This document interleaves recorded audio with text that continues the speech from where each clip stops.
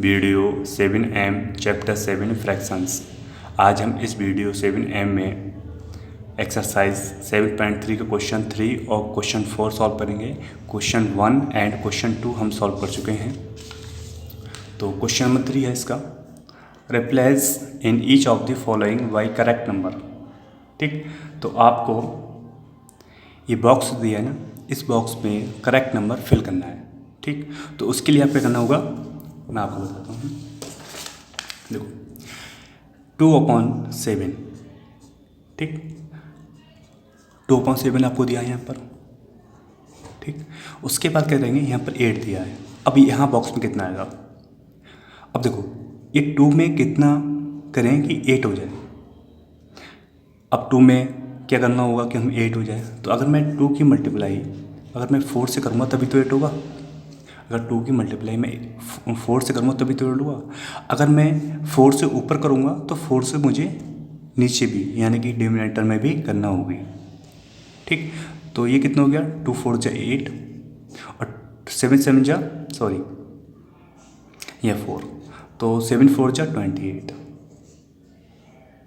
ठीक, तो यहाँ कितना आएगा 28, तो आपको 28 फिल करना है। इस तरह से मैंने सॉल्व किया है इसको मैंने इस क्वेश्चंस को यहाँ सॉल्व किया है, तो आप देख सकते हैं इसको। ठीक, इसका मैंने बी पार्ट भी ऐसे सॉल्व किया है। देखो बी पार्ट में भी बहुत सिंपल है, कुछ नहीं है बी पार्ट में ये है कि 5/8 ये दिया है आपको। ठीक, यहाँ 10 है तो यहाँ कितना आएगा, तो अगर मैं 5 की मल्टीप्लाई 2 से करूँगा तब तो 10 होगा। अगर मैं 5 की मल्टीप्लाई 2 से करूँगा तब तो यहाँ 10 होगा, ऊपर ये 10 आ रहा है।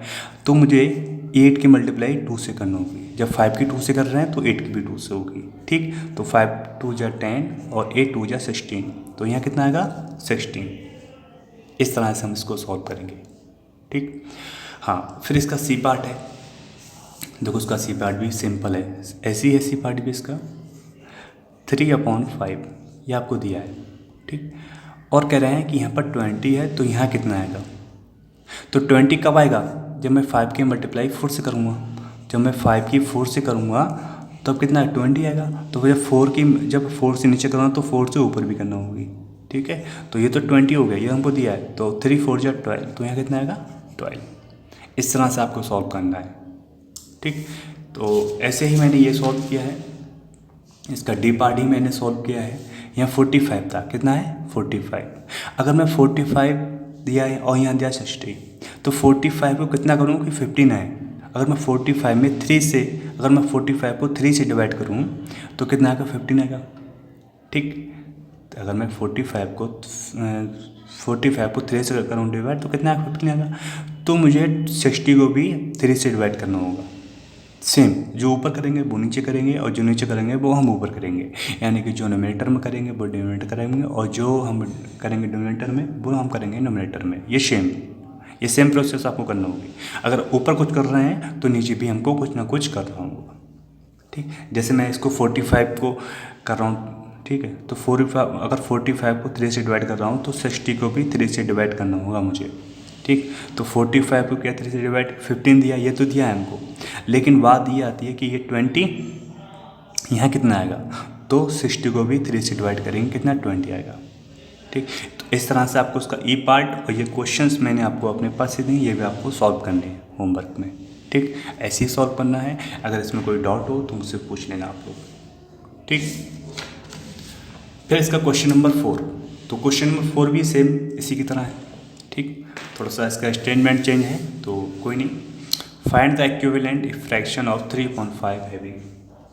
ठीक, तो 3/5 के अकॉर्डिंग ये क्वेश्चन ही हैं, इनके अकॉर्डिंग आपको इसका फ्रैक्शंस फाइंड करना है, इक्विवेलेंट फ्रैक्शन। देखो 3/5 दिया है, अब कह रहे हैं कि 3/5 में डिनोमिनेटर होना चाहिए 20, कितना होना चाहिए 20। तो अगर मैं 5 की मल्टीप्लाई 4 से करूँगा तब तो 22 आएगा। तो जब मैं 5 की मल्टीप्लाई 4 से करूँगा तो मैं 3 की मल्टीप्लाई 4 से करना पड़ेगी। जो हम नीचे करते हैं वो ऊपर करना होगा, ये सिंपल है ना, आपको बताया मैंने। जो हम नीचे कर रहे हैं वो हमको ऊपर भी करना होगा। ठीक, तो 3 के हम जैसे ही 5 की करेंगे 4 से तो 20 आ रहा है, हमसे कह भी रहे हैं कि 20 आना चाहिए। ठीक, तो हम 4 की करेंगे 3 से कितना 12 आएगा। तो इसका इक्विवेलेंट फ्रैक्शन कितना होगा 3/5 का 12/20 अकॉर्डिंग टू ए पार्ट। अब अकॉर्डिंग टू बी पार्ट क्या होगा, इसका नोमिनेटर कह रहे हैं कि 9, तो 9 ये है। अगर ये 3 को 9 करने के लिए क्या करना होगा, 3 की मल्टीप्लाई 3 से करना होगी, तभी तो 9 होगा। तो हम 3 की मल्टीप्लाई 3 से करेंगे तो 9 होगा, और जब 3 की मल्टीप्लाई 3 से करेंगे तो 5 की मल्टीप्लाई भी 3 से करना होगी। जो हम ऊपर करते हैं वो हमें नीचे भी सेम हमें करना होगा। ये इक्विवेलेंट तभी होता है जब ऊपर नीचे सेम हो, जैसे 4 4 3 3 6 6। ठीक, उसके बाद क्या करेंगे, इसका सी पार्ट है तो इसका सी पार्ट देखते हैं। सी पार्ट में 3/5 दिया है। ठीक, तो 3/5 में, तो अब इसमें क्या कर रहे हैं, इसका सी पार्ट में कह रहे हैं 30 आना चाहिए। कितना आना चाहिए, 30।